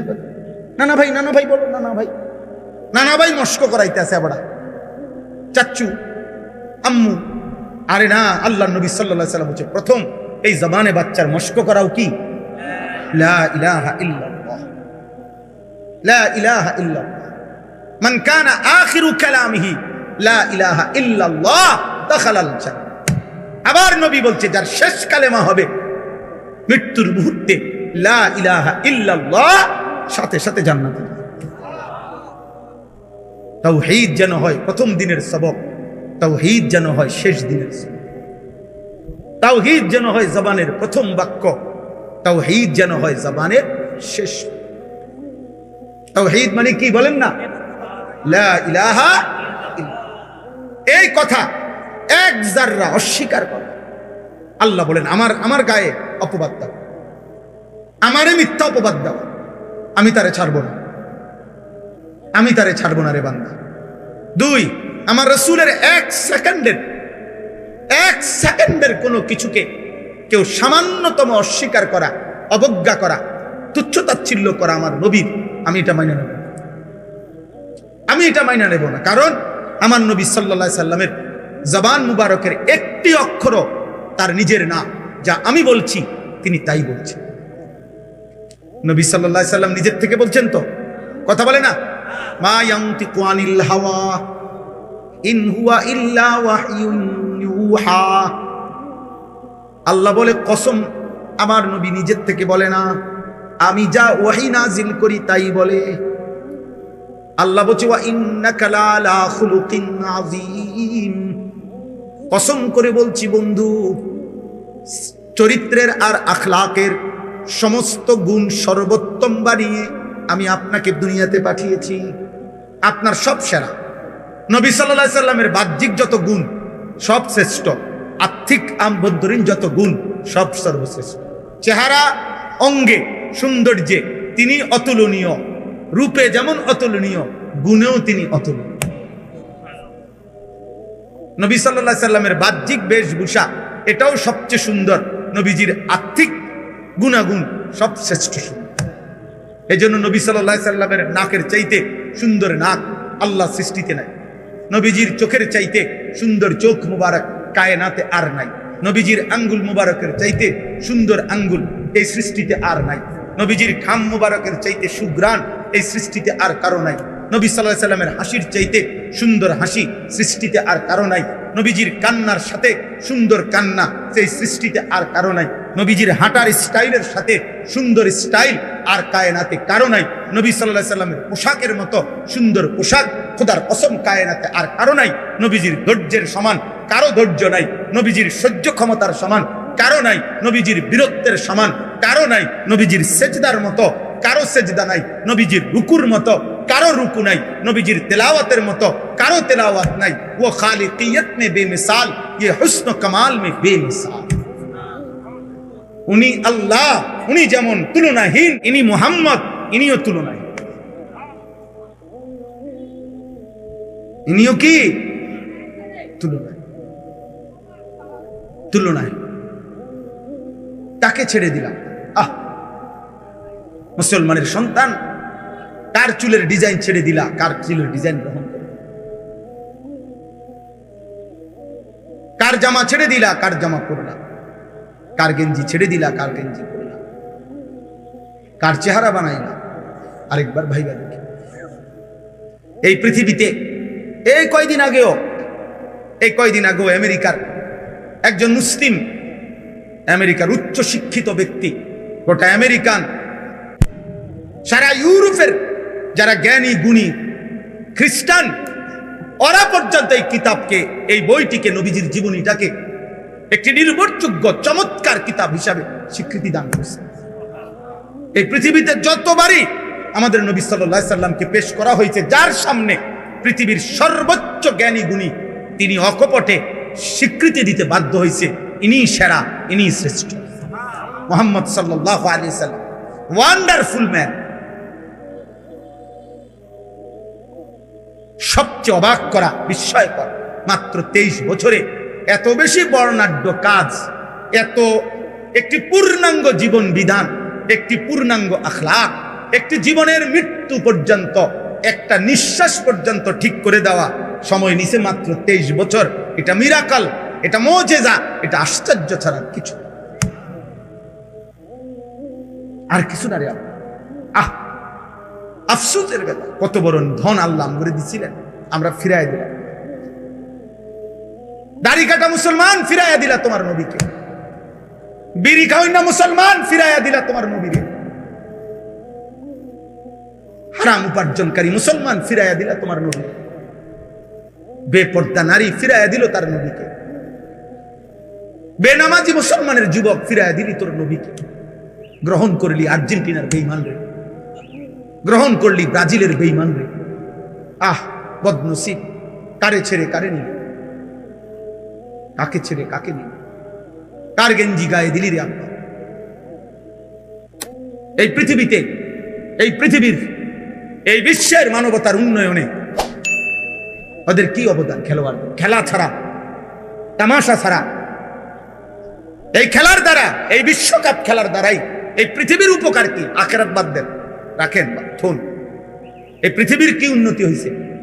পৃথিবীর থেকে অভাব, দারিদ্রতা, দুর্নীতি, এরপরে মানুষে মানুষে খুনাখুনি, অথবা দেশে দেশে যুদ্ধ, পারমাণবিক যুদ্ধ, অথবা বিভিন্ন বোমাবাজি, অথবা মানুষের জান মালের যত ক্ষয়ক্ষতি হইতেছে, এর কোন একটির পরিবর্তনের জন্য এই খেলার কি অবদান?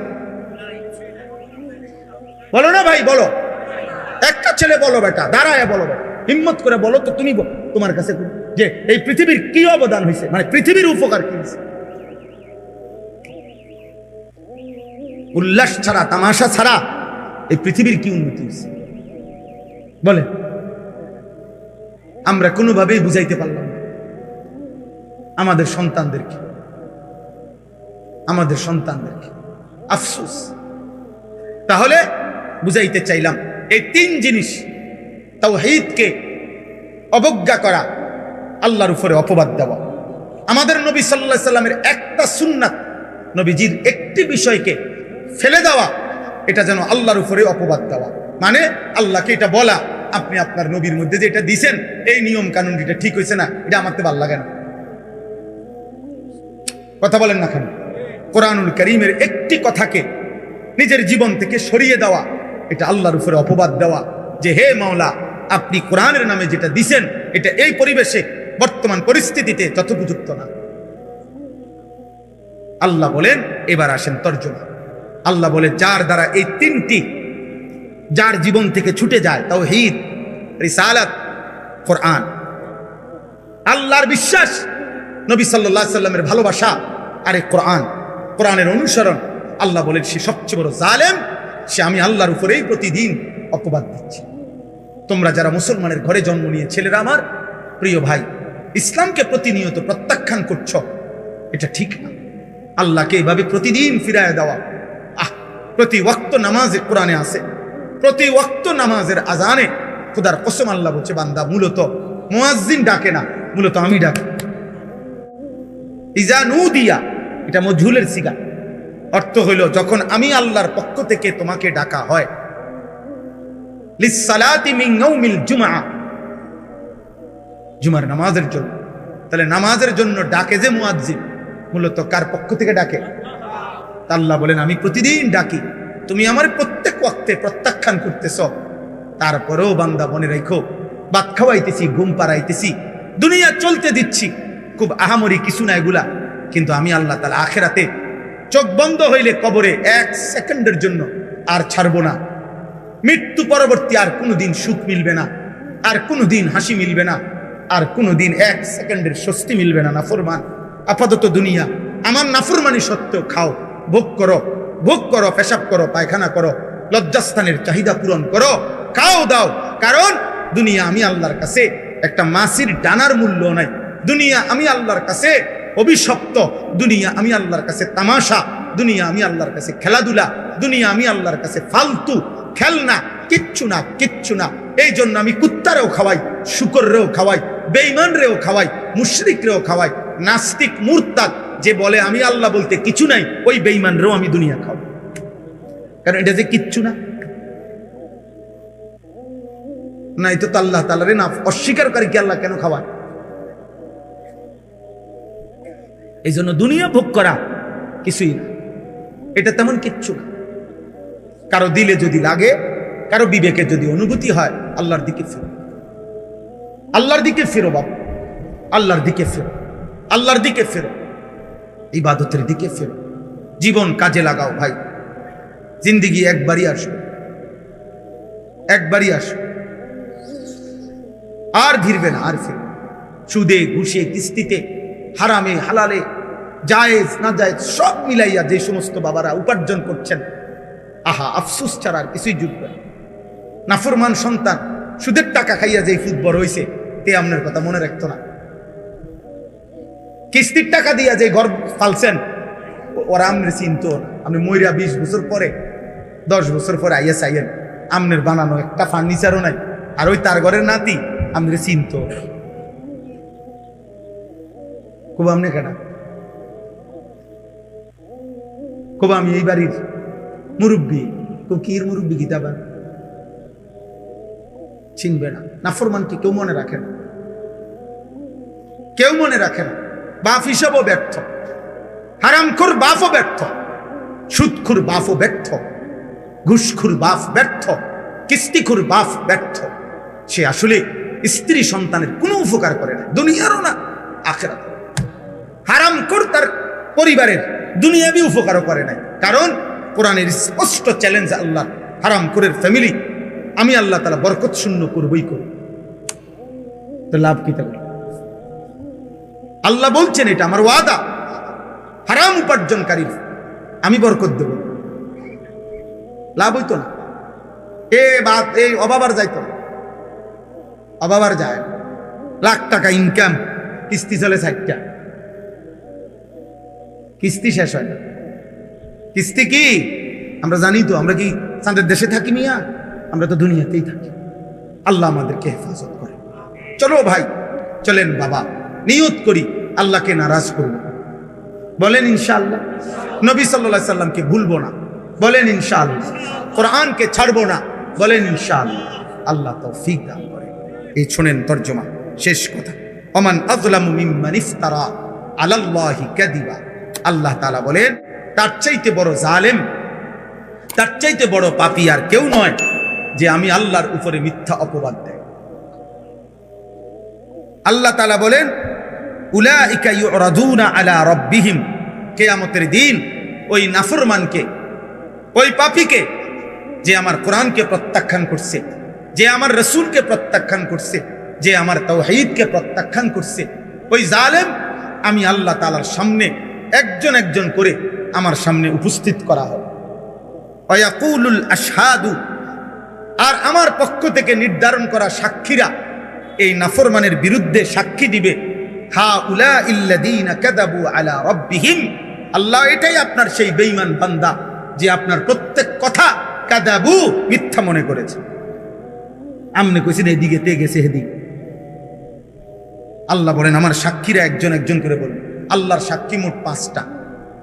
আল্লাহর সাক্ষী মোট কয়টা? 1 নাম্বার, এই ডান কাদের বাম কাদের ফেরেশতা, এই ফেরেশতা সাক্ষী দিবে মুখ দিয়া। 2 নাম্বার, এই লিখিত আমলনামা, ওই যে যেটা ওনারা লিখছে, মানে ওনারা মুখেও বলবে, আবার লেখাও কি ফাইলও শো করবে। এই দ্বিতীয় সাক্ষী হলো কি? আমলনামা। 3 নাম্বার, অঙ্গ প্রত্যঙ্গ, প্রত্যেক ব্যক্তির নিজ নিজ অঙ্গ, হাত পাও চোখ নাক কান, এগুলো আল্লাহর সামনে কি দিবে? এই কয়টা হলো? 4 নাম্বার পায়ের নিচের জমি, ইয়াউমাইদিন তুহাদ্দিসু আখবারাহা। 5 নাম্বার স্বয়ং আল্লাহ নিজে। কয়টা হলো? আইনাল মাফার, আল্লাহ বলবে বান্দা এখন পালাবে কোথায়? শোনো ফেরেশতা কি বলে, দেখো আমল নামায় কি লেখা, দেখো জমিন কি বলতেছে, দেখো তোমার অঙ্গ প্রত্যঙ্গ কি বলে। আমি আল্লাহ তো দেখছি। ওয়াহুয়াস সামিউল আলিম ওয়াহুয়াল খাবীর ওয়াহুয়াল বাসীর। আমি না বলছি এগুলা যে আমি সব শুনি, আমি সব জানি, আমি সব খবর রাখি, আমি সব দেখি। আমি আল্লাহ কি বলে নাই কোরআনে? কথা বলে না, বলে নাই তো? তুই আমার কথা পাত্তা দিলা না কা? এই বেটা, বিষয়টা কি, ঘটনাটা কি? কোরআনুল কারীমে আছে, নাফরমান চিৎকার দেওয়া শুরু করবে, আল্লাহর ফেরেশতাকে আল্লাহ বলবে খুজুহু ফাগুল্লু, ওরে ধর, বান্ধে।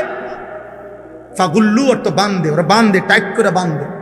ফেরেশতা বলবে আল্লাহ বান্ধ দিছি, এখন কি করব? আল্লাহ বলবেন সুম্মাল জাহিমা সাল্লু, একটা লাথি দিয়া জাহান্নামে ফেলে দেব। মার লাথি, মার, ফুটবলের মতো লাথি দে। সুম্মাল জাহিমা সাল্লু, জাহান্নামে ছুঁড়ে মার, দে লাথি দে। কি মনে করছেন আল্লাহকে? বাদ দুগা খাওয়াই দেখে আমরা মনে করছে না আমারে ফিরতো না, আমারে 3 বেলা ভাত খাওয়াই যে আল্লাহ, আমারে ফিরবো কিন্তু না, আপনারে ফিরতো না, আপনারে ললিপপ খাওয়াই, আপনারে কবরে আপেল মালটা খাইতে দিই, আপনি 60 বছর পর্যন্ত বিড়ি খাইতে থাকেন, আপনি 70 বছরের বুড়া চাচা, আপনি অনবিড়ি খান, খান, অসুবিধা নাই, খাইতে থাকেন বিড়ি। আপনার জন্য ফেরেশতা কবরে রাখছে, আপেল মালটা কাটতে রাখছে, গেলেই পাইব। হ্যাঁ হ্যাঁ, খামখেয়ালি। বয়স্ক মানুষেরও যদি গুনাহ ছাড়ার টাইম না হয়, আর কখন ছাড়বে? বলেন না মিয়া, কখন ছাড়বে? তাইলে 60 বছরও গুনাহ ছাড়ার টাইম হয় নাই? 60 বছরও টেলিভিশন দেখা বন্ধ করার টাইম হয় নাই? 60 বছর বয়সেও মুখের গালি বন্ধ করার টাইম হয় নাই? আফসোসের বিষয়, কষ্ট লাগে মিয়া। বুড়া বুড়া মানুষ বাঁকা হইয়া গেছে, ওমা চা দোকানে বসে চোখ বড় বড় করে রাক্ষসের মতো টেলিভিশন চান। কিরে বেটা, আপনি কিতা চান? আপনাদের শরীরের কোনো টেম্পার নাই, আপনার শরীরের তো কোনো টেম্পার নাই, আপনি কি দেখেন এগুলা? আপনি নর্তকীর নাচ দেখেন কেন? আপনি জোয়ান বেডির নাচ দেখেন কেন? আপনার শরীরে আসেনি কিছু? আশ্চর্য, আফসোসের বিষয়। আখেরাত কেমন বলা বলছে যে 70 বছরও আখেরাত মনে পড়ে না। আর কখন মনে পড়বে রে আব্বা? রাগ হইয়েন না, আমি না বললে বলবে কে? আলেম না বললে বলবে কে? আপনারে মনে করাই দিব কে? কথা বলে না, আপনারে মনে করাই দিব কে? আমরাও শুনতে যাই। আলহামদুলিল্লাহ, আমার শায়েখ আল্লামা মুফতি মুশতাকুন নবী কাসিমি হযরত বয়ান করে, তো আমরা নিচে বসে শুনি। আমাদের শায়েখ ঢালকানগরের শায়েখ আরিফ বিল্লাহ হযরত মাওলানা শাহ আব্দুল মতিন বিন হুসাইন প্রতি মাসে হযরতের খানকায় আমরাও যাই শুনতে। এমন না বিষয় কেবল বলি, না না বাপ, বিশ্বাস করেন, আমরাও আমাদের বড় বড় উলামায়ে কেরামের কথা শুনতে থাকি, পড়তে থাকি। দেখেন আপনি গাড়িতে কিতাব আছে কিনা, সাথে যে খাদেম থাকে তাকে বলেন, জিজ্ঞেস করেন যে উনি পড়ে কিনা, শোনে কিনা। অর্থ হইল আমরা প্রত্যেকেরই সংশোধন দরকার, দরকার কিনা বলেন না? আল্লাহ আমাদেরকে বুঝার তৌফিক দান করেন। তো আলা লানাতুল্লাহি আলা যালিমিন, আল্লাহ সমস্ত শুইনা, এই যে সাক্ষীর সব গুনার বর্ণনা শুইনা আল্লাহ বলে, জালেম তোর উপরে আল্লাহর লানত, লানাতুল্লাহ, বেনামাজি তোর উপরে আল্লাহর লানত, নাফরমান তোর উপরে আল্লাহর লানত, হারামখোর তোর উপরে আল্লাহর লানত। তুই জীবনটা কি করলি? তুই হায়াতটা কি করলি বান্দা? আমি তোরে কি না দিছিলাম? আল্লাহ আমাদেরকে মাফ করে দেন। আল্লাযীনা ইয়াসুদ্দুনা আন সাবিলিল্লাহ ওয়া ইয়াবগুনাহা ইওয়াজা, আল্লাহ বলেন আমার এই জালেম নাফরমান বান্দা নিজে তো আমার পথে চলে নাই, তদুপরি যে চলতে চাইছিল এমনও বহু লোককে আমার পথ থেকে বিরত রাখছে। আরে থু, যাইতেছেনি নামাজ, বুঝেন নাই কথা? যাইতেছে কেন নাকি নামাজ একবার এরকম শুরু করছো কেন? নতুন নামাজি হয়ে গেছো, এই হইল নি কথা? এমন কই না নাই? কথা বলেন না। হ্যাঁ, একের বাপরে এবার একের আজকে আব্দুল কাদের জিলানি হয়ে গেছো। হ্যাঁ, বুজুর্গি একেবারে বাপ, তোর চিনি না বেটা, তোরে আমি এই বেটারে বললা একটা কিছু বলিয়া তারে কি করে দিল, নার্ভাস করে দিল। সে ফিরতে চাইছিল, কিন্তু ওই শয়তানে তারে কি করে দিল, ফিরাইয়া দিল আল্লাহর পথ। বলেন ওই জালেমদের উপরে আমার লানত, যে কেউ আমার পথে চলতে চাইলে যাকে বাধা দেয়। ওয়ায়াবগুনাহা ইওয়াজা। 3 নম্বরে আল্লাহ বলেন ওই জালেমের উপরে আল্লাহর লানত, যে সর্বদা আল্লাহর দ্বীন শরীয়তের মধ্যে ভুল ভ্রান্তি ত্রুটি বক্রতা তালাশ করে কি দিয়ে ফেসলা গান দেয়। কথা বোঝেন নাই কথা? নাউজুবিল্লাহ। অহুম বিল আখিরাতি হুম কাফিরুন। আল্লাহ বলে আখিরাতকে অস্বীকারী, আখিরাতকে বিশ্বাস করে না এমন জালেমের উপরে আল্লাহর লানত। এবার আল্লাহ বলেন উলাইকা লাম ইয়াকুনু মুজিজিনা ফিল আরদ। তবে শুনে নাও, জালেম নাফরমান পাপী যত যাই করো না কেন, আমি আল্লাহকে তুমি দুনিয়াতেও অক্ষম করতে পারবা না। আমার দুনিয়া আমারই, আমার কাছেই তোমার হায়াত, আমার কাছেই তোমার মৃত্যু। তুমি সর্বোচ্চ ক্ষমতার মস্তদে উঠলেও আমার হাত থেকে ছুটতে পারতা না। আর আমি আল্লাহ থেকে আমারে অক্ষম করা যে আমি আর মরবো না, এরকম সিদ্ধান্ত তুমি দিতে পারবা না। কাজে ঘুরে ফিরে তুমি আমারই হাতে। কার হাতে? পৃথিবীর সবচেয়ে বড় পাপী কার হাতে? উলাইকা লাম ইয়াকুনু মুজিজিনা ফিল আরদ ওমা কানা লাহুম মিন দুনিল্লাহি মিন আউলিয়া। আখিরাতে গেলে দেখবে আমি ছাড়া কোনো বন্ধু নাই। আমি ছাড়া কি কোনো বন্ধু নেই। পাপীরা মনে রাখতে হবে, আমি আপনি সুপারিশ করবে ওই ফুতে, নাতি, নবী, আউলিয়া সব ঠিক আছে, কিন্তু খোদার কসম সুপারিশ করার জন্য আল্লাহ তাআলা অনুমতি দিবে যাকে, সে সুপারিশ করবে। আর আল্লাহ সুপারিশ করার পর আল্লাহ যাকে অনুমোদন দিবে সেই কেবল জান্নাতি হবে। সুপারিশ মানেই কি না জান্নাত না, অনুমোদন দেওয়া হলো জান্নাত। অনুমোদন দিবে আল্লাহ। আল্লাহ বলবে হ্যাঁ তুমি সুপারিশ করো। আল্লাহর বান্দা বলার পরে সে আল্লাহ যদি বলে ওরে বাদ দিয়া আরেকজনকে বলো এরে দেব না আমি জান্নাত, তো খোদার কসম পাহাড় উল্টে যাবে, মাগার জান্নাতের ফয়সালা আর কেউ দিতে পারবে। আবু তালেব ঈমান আনুক, নবী চায় নাই? কথা বলেন না কেন? আবু তালেব ঈমান আনুক, নবী চাইছিলেন? আবু জেহেল ঈমান আনুক, নবী চাইছিলেন? আবু লাহাব ঈমান আনুক, নবী চাইছিলেন? তো আল্লাহ বলছে বন্ধু তার ব্যাপারে আপনার দাওয়াত আমি গ্রহণ করলাম না। আবু বকরেরটা গ্রহণ করলাম, ওমরেরটা গ্রহণ করলাম, উসমানেরটা গ্রহণ করলাম। তো আল্লাহ এও কুরাইশ বংশের এরটা গ্রহণ করলেন কেন, এরটা গ্রহণ করলেন না কেন? আল্লাহ বলেন ফয়সালা আমার, দাওয়াত আপনার। দাওয়াত দিবেন আপনি, সিদ্ধান্ত দেবে আল্লাহ। ঠিক সুপারিশ করবেন আপনি, সিদ্ধান্ত দিবে কে? কি বুঝা আছেন? নবী সুপারিশ করবে 100 বার, হাফেজ আলেম সুপারিশ করবে 100 বার, পীর আউলিয়া আল্লাহর নেক বান্দা সুপারিশ করবে, ঠিক আছে সব, কিন্তু আপনাকে যে ছাড়বে তার নিশ্চয়তা কি? আল্লাহ আমাদেরকে হেফাজত করে, আল্লাহ আমাদেরকে ইউদাআফু লাহুমুল আযাব। আল্লাহ তাআলা বলেন নেক কাজের পথে যারা বাধাগ্রস্ত করেছে তাদের জন্য দ্বিগুণ শাস্তি। মা কানু ইস্তাতিউনা সামআ ওয়া মা কানু ইউবসিরুন। আমি আল্লাহর কথা না কান দিয়া শুনছে না চোখ দিয়া দেখছে, কিছুই করে না। উলাইকাল্লাযীনা খাসিরু আনফুসাহুম ওয়া যাল্লা আনহুম মা কানু ইফতারুন। আল্লাহ বলেন আজ আখিরাতে তারা নিজেরাও ক্ষতিগ্রস্ত হলো, আর আমি আল্লাহকে বাদ দিয়ে যার দিকে ফিরছিল সেও তাদেরকেও হারিয়ে ফেললো।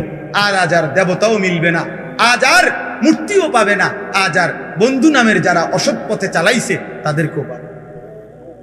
লা জারামা আন্নাহুম ফিল আখিরাতি হুমুল আখসারুন। নিঃসন্দেহে তারা আখিরাতে ক্ষতিগ্রস্ত। কি বলেন না? ক্ষতিগ্রস্ত। আল্লাহ আমাদেরকে হেফাজত করেন, আল্লাহ আমাদের সবার জীবন সুন্দর করে দেন, আল্লাহ তাআলা সবার জীবন সুন্দর করে দেন। আজকের এই মুবারক মাহফিল আল্লাহ তাআলা কবুল করেন। এরকম নতুন নতুন ইসলামিক ভিডিও পেতে আমাদের চ্যানেলটি সাবস্ক্রাইব করে আমাদের পাশে থাকুন।